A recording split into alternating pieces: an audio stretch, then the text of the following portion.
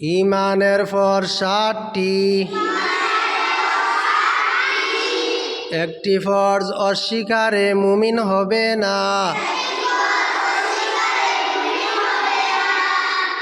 1 নম্বর, আল্লাহ তাআলার প্রতি ঈমান আনা ফরজ। 2 নম্বর, ফেরেশতাগণের প্রতি ঈমান আনা ফরজ। 3 নম্বর, আসমানি কিতাব সমূহের প্রতি ঈমান আনা ফরজ। 4 নম্বর, নবী রাসূলগণের প্রতি ঈমান আনা ফরজ।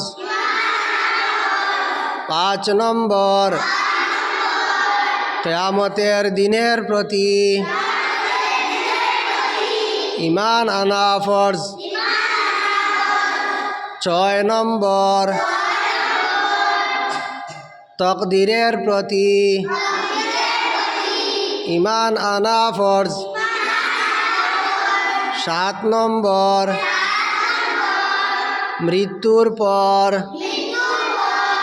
আবার জীবিত হওয়ার প্রতি ঈমান আনা ফরজ। এই 7টি ফরজের মধ্যে হইতে কোনো একটিকে কেহ অস্বীকার করিলে সে মুমিন বা মুসলমান হতে পারবে না।